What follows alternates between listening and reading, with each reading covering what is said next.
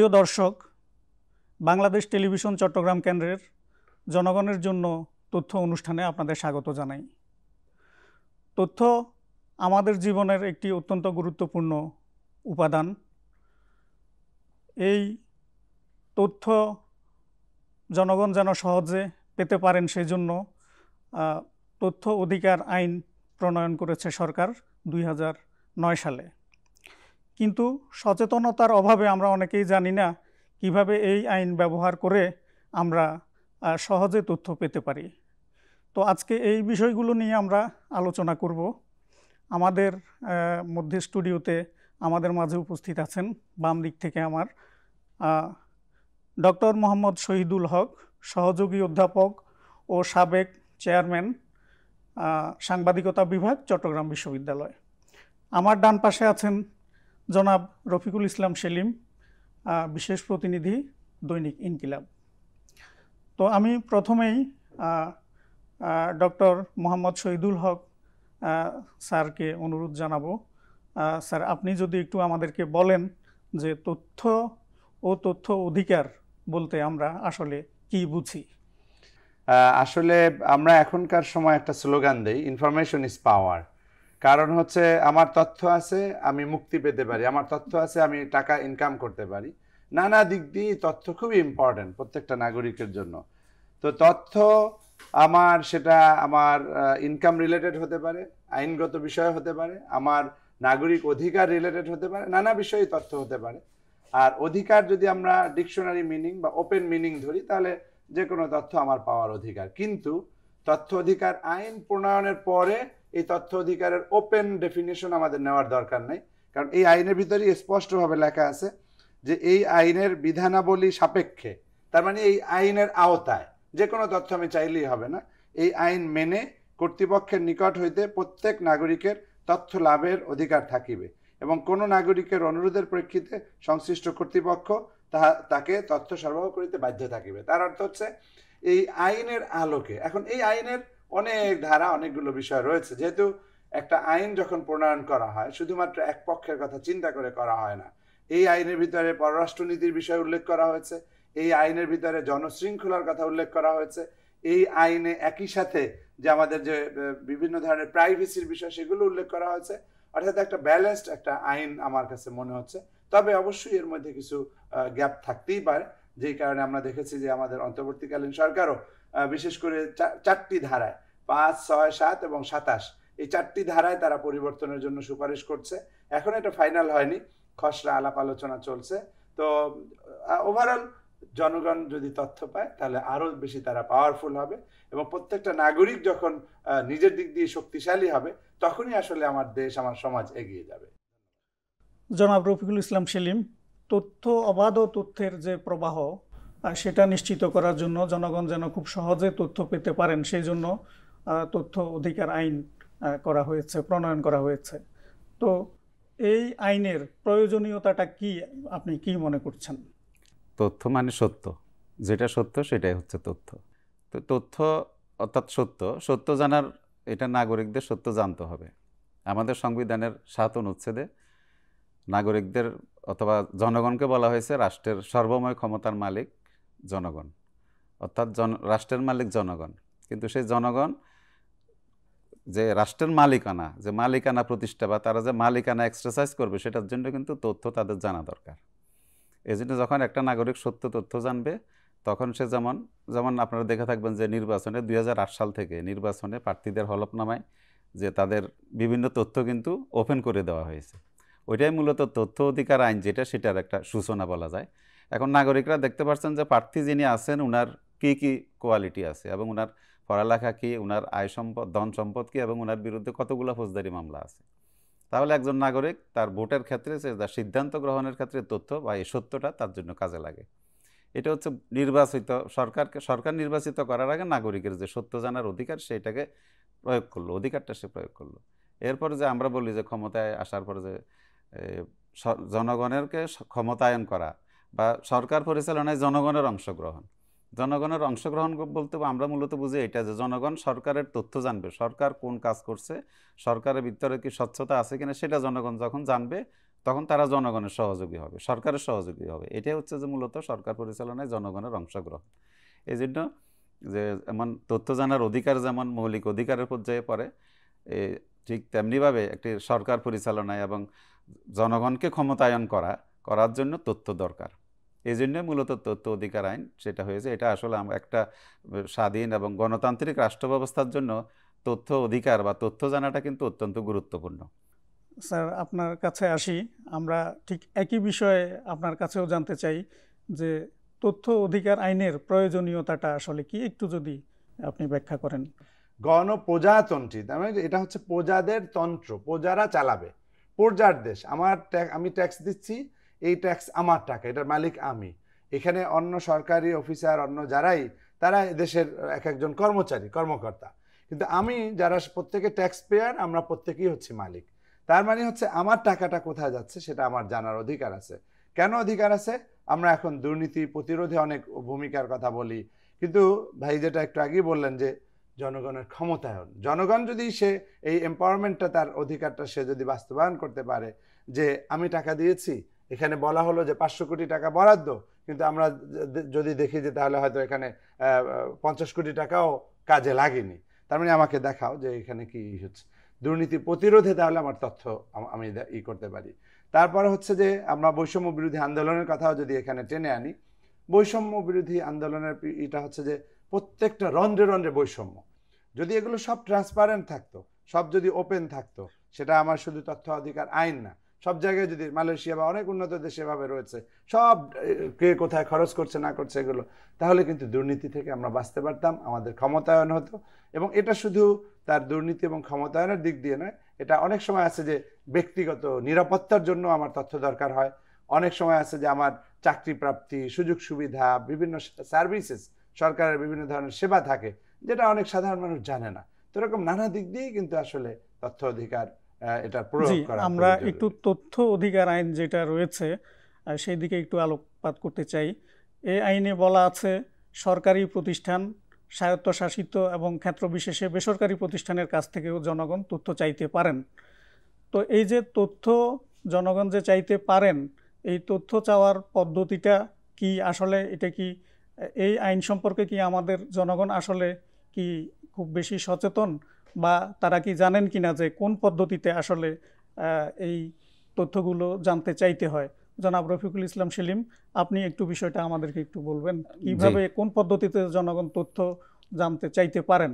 জি, আমি স্যারের সাথে আরেকটু বিশেষ যোগ করতে চাই যে পশ্চিমা বিশ্বে কিন্তু তথ্য অধিকার আইনকে আলোকিত আইন বলে। তার মানে সত্য যখন চলে আসবে, আলোর মতো প্রস্ফুটিত হবে, সেখানে অন্ধকার কোনো কিছু থাকবে না। এই যে দুর্নীতি প্রতিরোধে আমরা অনেক কিছু করি, কিন্তু তথ্যগুলো যদি চলে আসে তখন কিন্তু দুর্নীতির সুযোগ থাকে না। দুর্নীতিমুক্ত সমাজ প্রতিষ্ঠায় কিন্তু তথ্য অধিকার আইন বা তথ্য জানার অধিকারটা অত্যন্ত গুরুত্বপূর্ণ।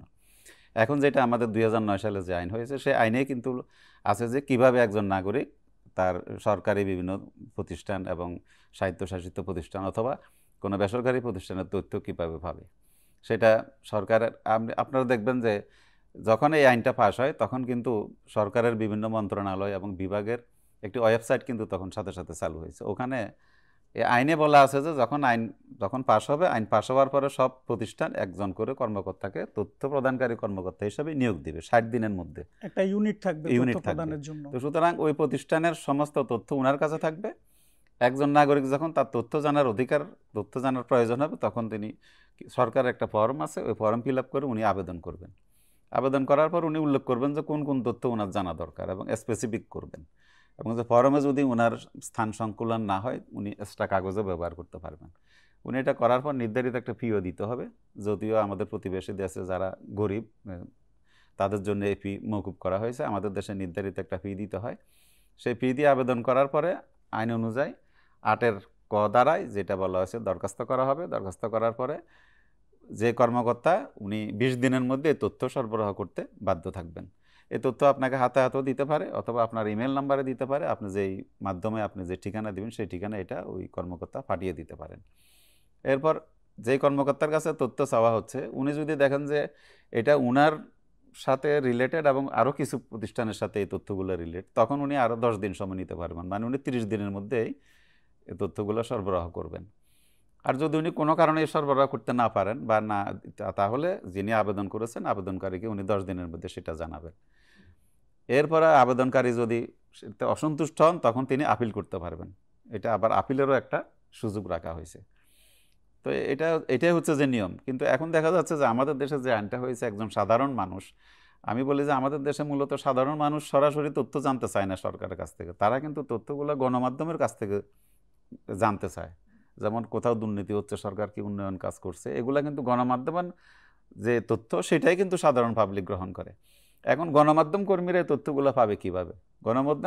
গণমাধ্যম কর্মীরাই মূলত সরকারের কাছে, সরকারের বিভিন্ন প্রতিষ্ঠানের কাছে আবেদন করে তথ্যগুলো আনার চেষ্টা করে। কিন্তু এখন যেটা দেখা যাচ্ছে যে একটা তথ্য, একটা সংবাদের জন্য যখন একটা তথ্য প্রয়োজন হয়, সেটা যদি ওনারা আবেদনের পর 20 দিন পায় অথবা 30 দিন লাগে, তাহলে তো এটার অনেক সময় যে তথ্য। আচ্ছা, এই বিষয়টায় আমি আবার আসবো আপনার কাছে। জনাব শহীদুল হক, রফিকুল ইসলাম সেলিম সাহেব যেটা বললেন যে কিছু পদ্ধতির কথা বলেন, এইসব পদ্ধতিতে তথ্য জনগণ পেতে পারেন, কিন্তু আসলে কি জনগণ এই আইন সম্পর্কে সচেতন? এটার কি আসলে প্র্যাকটিক্যাল প্রয়োগটা কতটুকু আছে বলে আপনি মনে করছেন? এখন যে পদ্ধতিটা আছে আমি মনে করি এটা অনেকটা পুরনো বলতে কি, তার অফিসে যেতে হবে, এই ফর্ম ফিল আপ করতে হবে, তারপর ফি জমা দিতে হবে, তারপর এইভাবে কর্মকর্তাকে খুঁজে বের করতে হবে, তার কাছে জমা দিতে হবে। এখনকার রিক্সাওয়ালা থেকে শুরু করে সবাই মোবাইল ব্যবহার করে। আমরা যদি এটার উপর একটা অ্যাপস ডেভেলপ করি এবং সেখানে ভিডিওতে স্পষ্ট করে দেখিয়ে দেই যে এই অ্যাপসটা কীভাবে ব্যবহার করতে হবে, সেই ফর্মগুলো ওইখানে পূরণ করবে। কেউ না পারলেও এই যে ভাই আরেকজনের কাছে গিয়ে সে সহজেই করতে পারবে। এভাবে কিন্তু আমরা লেটেস্ট টেকনোলজিটাকে ব্যবহার করতে পারি। আমরা নিশ্চয়ই ডিজিটাল ডিভাইডের কথা আমরা জানি, যে ডিজিটাল ডিভাইডটা মারাত্মক আকার ধারণ করছে। যত নতুন প্রযুক্তি আসছে আমরা দেখতে পাচ্ছি যে যারা টাকা পয়সাওয়ালা, যারা জ্ঞানী, যারা বড় মাপের, তারা কিন্তু খুব বেশি ইনফরমেশন রিচ হচ্ছে, আর যারা এই দিক দিয়ে দুর্বল, জ্ঞানের দিক দিয়ে, অর্থের দিক দিয়ে, তারা আরও কিন্তু দরিদ্র হয়ে যাচ্ছে। তো এই ডিজিটাল ডিভাইডটাও দূর করার জন্য আমি মনে করি যে লেটেস্ট পদ্ধতিটা, যেটা সহজ পদ্ধতি, সেটাই করা যায়। আপনি ধরেন ব্যাংকিং, মোবাইল ব্যাংকিংয়ের মাধ্যমে আমরা টাকা পয়সা লেনদেনটা খুব সহজ করি না? তাহলে বিকাশ যদি এভাবে ব্যাংকিংয়ের মতো একটা সেন্সিটিভ বিষয় যদি এভাবে সবার ঘরে ঘরে পৌঁছে যেতে পারে, তাহলে আমরা এভাবে একটা অ্যাপস ডেভেলপ করি, যেটা দোকানে দোকানে যে কোনো দোকানদারই বলবে যে এইভাবে আমি করতে পারি। সে হয়তো 5 টাকা 10 টাকা নিল, কিন্তু একজন রিক্সাওয়ালা 5 টাকার জায়গায় সে অনেক টাকা লাভবান হয়ে যেতে পারে তার একটা সেফটি বা নানা দিক দিয়ে। জি, আপনি সাধারণ মানুষের কথা বলছেন যে তা এখনো পর্যন্ত আমরা আসলে রুট লেভেলে এই আইনটা নিয়ে আমরা হয়তো বা পৌঁছতে পারিনি, কিন্তু আমরা যারা শিক্ষিত সমাজ, তারাও কি আসলে এই আইনটা খুব বেশি আমরা ব্যবহার করছি? যেমন একটু যদি আমি বলি যে আপনি বিশ্ববিদ্যালয়ের তথ্য এবং ফটোগ্রাফি বিভাগের প্রশাসকের দায়িত্বে আছেন। চট্টগ্রাম বিশ্ববিদ্যালয়ে বিভিন্ন সংবাদপত্রের প্রতিনিধিরা কাজ করেন। তো তারাই এই আইন মেনে কখনো তথ্য চান কিনা, বা আপনার এই বিষয়টা জানা আছে কিনা, সেইটার চর্চা কতটুকু আছে সেখানে? আমরা তো তথ্য একটু আগেই আমি একদম শুরুতেই কিন্তু বলেছিলাম যে এটা একটা ব্যালেন্সড অ্যাক্ট। কারণ হচ্ছে আমরা একপাক্ষিক কথা চিন্তা করলে হবে না। আমাদের যেটা হয়, অনেক সময় আছে যে তথ্য অধিকারের ব্যাপারে পরিপূর্ণভাবে স্টাডি না করেই একটা আবেদন করা হয়, এরকম অনেক সময় করা হয়। ফর এক্সাম্পল, এখানে কিন্তু সুস্পষ্টভাবে লেখা আছে যে আপনার জনশৃঙ্খলা নষ্ট হওয়া অথবা এরকম অনেকগুলো ধারা উল্লেখ করা আছে, অথবা কারো মানহানি করা, কাউকে অপবাদ দেওয়ার মতো কোনো বিষয় থাকা। তো আমার ব্যক্তিগত জীবনে আমি যেটা দেখেছি যে সবগুলো না, খুবই 2-1টা উদাহরণ এরকম হয়েছে যেটা আসলে মানে বিশ্ববিদ্যালয়ের জন্য অনেক সময় বিব্রতকর। ঠিক আছে, আপনি হয়তো দেখা যাচ্ছে যে এই ক্যান্টিন চাকসু চালানোর এত তারিখ থেকে, তখন দেখা গেল যে তথ্য অধিকার আইনও চালু হয় না। চাকসু প্রতিষ্ঠা থেকে এই পর্যন্ত কত বাজেট হয়েছে না আছে, আমাদের দেশ এত উন্নত না যে আর্কাইভিং সিস্টেমে এখানে এটা পরিচালিত। এরকম কিছু বিচিত্র অভিজ্ঞতা আমার হয়েছে, যে দেখা যাচ্ছে যে আসলে সাংবাদিকরা। আপনার কাছে আসছি আবার, রফিকুল ইসলাম সেলিম সাহেব, আপনি একটু করে বলছিলেন যে এই তথ্য অধিকার আইনটা সাংবাদিকদের জন্যই বেশি আসলে জরুরি, প্রয়োজনীয়, যেহেতু সাংবাদিকদেরকে সবসময় সত্য, নির্ভুল এবং বস্তুনিষ্ঠ তথ্যের উপর নির্ভর করতে হয়। তো এই আইনের অধীনে সাংবাদিকরা তথ্য চাওয়ার যে সুযোগটি রয়েছে, সেটা তারা কতটুকু গ্রহণ করছেন, অথবা তাদের এই সুযোগ গ্রহণের বিষয়টা কি বাস্তবসম্মত কিনা কতটুকু, যেটি আপনি বলছিলেন যে অনেক সময় সাপেক্ষ একটা বিষয়, ততদিনে তো আর আসলে সংবাদ ততদিন পর্যন্ত বসে থাকে না, বাসি হয়ে এই যায়। বিষয়টা একটু যদি আপনি না, বলেন। এখানে আমরা একটা আইন হয়েছে, এটা কিন্তু মন্দের ভালো, কিন্তু দেখা যাচ্ছে এই আইনের মধ্যে অনেক জটিলতা আছে এবং অনেক লিমিটেশন আছে। যেমন শুরুতে 8টি গোয়েন্দা সংস্থাকে এই আইনের বাইরে রাখা হয়েছে, তাদের কোনো তথ্য জানা যাবে না। আবার এই যে আমাদের যে পাবলিক সরকারি চাকরিজীবীদের জন্য যে আইন আছে এবং যে রুলস অফ বিজনেস যেটা আছে, অনেকগুলো পুরনো আইন আছে, ফৌজদারি আইন আছে, যেগুলো এই আইনের সাথে সাংঘর্ষিক। ওই আইনের কারণে কিন্তু এখানে অনেকে অনেক সুবিধা পায় না। আসলে এটা মূলত শুরু থেকেই যেটা হয়ে আসতো যে মানে রাষ্ট্র ব্যবস্থা যখন কায়েম হয় তখন থেকে রাষ্ট্রের যারা পরিচালক তারা মনে করে যে তারাই রাষ্ট্রের মালিক এবং সব তথ্য তারাই জানবে, জনগণের তথ্য জানার কোনো অধিকার নেই। এই যে মানসিকতা, সেই মানসিকতা থেকে কিন্তু এটা আসছে এবং এই মানসিকতার পরিবর্তনের জন্য কিন্তু এই আইনটার প্রয়োজনীয়তা দেখা দিছে। আমরা দেখবো যে কিছুটা পরিবর্তন তবে হয়েছে। যেমন 2008 সালের যে 111-এর সরকার আসলো, সেই সরকারের সময় দেখা যাচ্ছে যে একসময় তো পুলিশের সিএমপির কমিশনারের টেলিফোন নাম্বার কেউ জানতো না, কিন্তু সেটা ওই সরকারের সময় বোর্ডে বোর্ডে রাস্তার মোড়ে মোড়ে কিন্তু এবং বিলবোর্ড আকারে লিখে দেওয়া সংবাদের হয়েছে। প্রয়োজনে, তথ্যের হ্যাঁ। প্রয়োজনে গেলে বলতেন যে স্যার মিটিং এ স্যার আছেন, মিটিং এটা এ খুব আছে। কমন কিন্তু কথা এখন ছিল। দেখা যাচ্ছে যে একজন রাস্তার একজন রিক্সাওয়ালা ওই বিলবোর্ড থেকে নাম্বারটা নিয়ে র্যাবের সিওকে কথা বলতে পারতেছেন, ফোন করতে পারতেছেন। এটা এখন অনেক অগ্রগতি আমি বলবো। এবং বিভিন্ন ওয়েবসাইট কিন্তু চালু আছে, ওখানে অনেক তথ্য ওরা দিয়ে দেয়, যেগুলা আমরা যেটা স্যার ওপেন তথ্য বলি। পজিটিভ হ্যাঁ, একটা দিক, অর্থাৎ এটা কিন্তু প্রত্যেকটা এই আইনের ধাক্কাতে কিন্তু হয়েছে, কিন্তু এগুলো একসময় ছিল না। যদিও আওয়ামী লীগের সময়ে পুলিশের যে আমাদের দেশে যে ক্রাইমের যে ডাটা, সেটা কিন্তু পুলিশের ওয়েবসাইট থেকে মানে এটা গোপন করে রাখা হয়েছে। এগুলো কিন্তু পাবলিকের সম্পত্তি, এগুলো পাবলিক জানবে, এগুলো ওপেন তথ্য। পাবলিক যখন এগুলো জানবে তখন পাবলিকের মধ্যে সচেতনতা আসবে। এই যে আমি যে দেশ পরিচালনা, আমার যে দেশের নাগরিক, আমি দেশের মালিক, এই স্পৃহা মানুষের মধ্যে আসবে। সেটা হচ্ছে তাহলে সুশাসন প্রতিষ্ঠা হবে। এখন সাংবাদিকদের ক্ষেত্রে যেটা হয়েছে সেটা হচ্ছে যে ওই যে বললাম 8টা গোয়েন্দা সংস্থার ব্যাপারে জানা যাবে না। আবার বলা হয়েছে যে কিছু কিছু বিষয় আছে যেগুলো রাষ্ট্রীয় গুরুত্বপূর্ণ এবং বিদেশিদের সাথে যে চুক্তি সেগুলো জানা যাবে না। এই যে অনেকগুলো লিমিটেশন, অথচ আমাদের সংবিধানের 145-এর ক ধারায় বলা আছে যে বিদেশিদের সাথে যখন কোনো চুক্তি হবে সেই চুক্তি প্রেসিডেন্টের কাছে যাবে এবং প্রেসিডেন্ট সেটা পার্লামেন্টে উপস্থাপনের ব্যবস্থা করবেন। প্রয়োজনে সেটা পার্লামেন্ট মেম্বারদের মধ্যে গোপন বা যেটা মিডিয়ায় আসবে না এরকম একটা মিটিংয়ে সেটা উপস্থাপন করা হবে। কিন্তু এটা লিমিটেশন আমাদের আসলে আসাই, এখানে আমরা বেশি সাফারার কিন্তু সাংবাদিকরা। এখন আপনি যেটা তাৎক্ষণিক তথ্য, এখন এটার ফলে কি হয়, এই যে সবগুলা যদি তথ্য যদি উন্মুক্ত করে না হয়, সত্য যখন প্রকাশিত হয় না তখন অসত্যটাই কিন্তু আমরা সামনে চলে একটু আসে। স্যারের কাছে যাচ্ছি একটু সংক্ষেপে। এই আইন বাস্তবায়নের চ্যালেঞ্জগুলো আমাদের সামনে কি কি আছে? এখন তো চ্যালেঞ্জ অনেক, কারণ হচ্ছে এখন যে আমাদের বিশেষ করে ফেসবুক, ইউটিউব, টুইটার, এই যে সোশ্যাল মিডিয়া এসেছে, এর কারণে এখন অপতথ্য ছড়ানো হচ্ছে, তথ্য আর সত্য থাকছে না, এখন অপতথ্যে পরিণত হচ্ছে, যেটাকে আমরা মিস ইনফরমেশন, ডিসইনফরমেশনের একটা যুগে চলে যাচ্ছি, অর্থাৎ একটু হলেই প্রোপাগান্ডা। আমরা এখানে ঢোকার আগেই আপনারা গল্প করতেছিলেন যে এই চকবাজারে এই গুজব সেই গুজব, প্রতিদিন ঘুম থেকে উঠে গুজব, ঘুমাতে যাওয়ার সময় গুজব। অতএব আমি মনে করি যে সরকারের অবশ্যই এই নতুনভাবে এটা আপডেট করা উচিত। ডিজিটাল সিকিউরিটি অ্যাক্ট হয়েছে, সেটা নিয়ে আমরা সমালোচনা করেছি, তারপরে সেটাকে আরও করে সাইবার সিকিউরিটি অ্যাক্ট করেছে। আমি মনে করি এগুলো রেগুলার কাজ, সরকার এই বিশেষগত আইনগত জটিলতাগুলো এগুলো নিয়মিতভাবে আপডেট করা দরকার, সামাজিক সচেতনতা দরকার, সাধারণ মানুষের সচেতনতা দরকার, সর্বোপরি আমাদের মানসিকতা চেঞ্জ করা দরকার। আমরা যদি ভালো না হই কিছু হবে না। রফিকুল ইসলাম সেলিম, আপনি যদি একটু বলেন যে তথ্যের অবাধ স্বাধীনতা যেমন থাকবে, তেমনি যে গুজব তৈরি হয় স্যার যেটা বললেন, সেটা প্রতিরোধে আসলে কি করণীয় সরকারের? প্রথম কথা হচ্ছে তথ্য জানা একজন মানুষের যে মৌলিক অধিকারের একটি তথ্য জানা, এটা কিন্তু আধুনিক সমাজ ব্যবস্থায় এটাকে স্বীকৃতি দেওয়া হয়েছে। সুতরাং মানুষকে তথ্য জানাতে দিতে হবে। এখন কোনো সংস্থা বা সরকারি কোনো প্রতিষ্ঠান যদি তথ্য বা সত্য জনগণের সামনে প্রকাশ না করে, তখন কিন্তু সেই যেমন কোনো একটা নদীতে যদি স্রোত না থাকে সেখানে শ্যাওলা জন্মে, ঠিক সত্য তথ্য যখন আসবে না তখন সেখানে অপতথ্য এসে যোগ হবে। এই জন্য সরকারের উচিত যে এই যে 20 দিন 25 দিন পরে আপনি আবেদন করে একটা তথ্য পাবেন সেটা না, কিছু কিছু তথ্য আছে সরকারকে তাৎক্ষণিক জনগণকে জানাতে হবে। এখন জনগণকে জানানোর মাধ্যমও কিন্তু আছে, সরকারের ওয়েবসাইট আছে, রেডিও টেলিভিশন আছে, মিডিয়া আছে, অনলাইন মিডিয়া আছে, সরকার দ্রুত সেটা জানাতে পারে, যেহেতু সরকারের ওখানে একজন তথ্য প্রদানকারী কর্মকর্তা অলরেডি আছেন। কোথাও একটা ঘটনা ঘটলো, সরকার যদি তাৎক্ষণিকভাবে সেই সত্যটা জনগণের কাছে প্রকাশ করে, তখন জনগণ আর অসত্য বা অপতথ্য যেগুলো আসে সেগুলো আর জি, বিশ্বাস করবে না। ধন্যবাদ আপনাকে। তাহলে সমাজে আর কোনো বিশৃঙ্খলা আমরা হবে না। অনুষ্ঠানের প্রায় শেষ পর্যায়ে চলে এসেছি।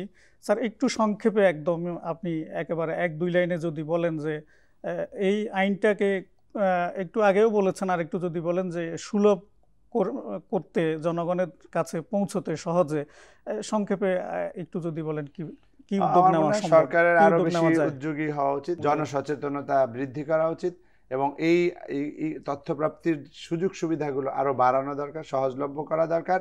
এবং যেই ফাঁকফোকরগুলো বলেছেন, সেলিমে বলেছেন বা আমরা আলোচনা করেছি, এগুলো আসলে যে কোনোভাবে রোধ করা দরকার। কারণ তথ্য লুকিয়ে রাখে কারা? দুর্নীতিবাজরা, যারা অন্যায় করে, যারা একদম শুভ্র সাদা অন্তর নিয়ে বসবাস করে, তারা কিন্তু তথ্য লুকানোর কিছুই নেই। এই দেখো আমার ইনকাম, এই হচ্ছে সবকিছু। অতএব দুর্নীতি যদি রোধ না করি, উন্নয়ন সবার কাছে যাবে না এবং সাধারণ মানুষের ভাগ্য পরিবর্তন হবে না। অতএব অবশ্যই তথ্যকে অগ্রাধিকার দিতে হবে, সবাই যেন তথ্য পায়, সেই কামনা। ধন্যবাদ আপনাদের দুজনকে, জনাব ডক্টর মোহাম্মদ শহীদুল হক এবং জনাব রফিকুল ইসলাম সেলিম। সুপ্রিয় দর্শক, আমরা এতক্ষণ আলোচনা করলাম তথ্য অধিকার এবং তথ্য অধিকার আইন নিয়ে। এই আইনের খুঁটিনাটি বিষয়গুলো আমাদের দুজন আলোচক আলোচনা করেছেন। তো আমরা আশা করছি জনগণ কিভাবে এই আইনের সুফল সহজে পেতে পারেন, আজকে এই আলোচনা থেকে তারা একটা ধারণা পেয়েছেন। এই আইনের মাধ্যমে তথ্য অধিকার আইন বাস্তবায়ন সহজ হবে বলে আমরা মনে করি। ধন্যবাদ আপনাদের সবাইকে।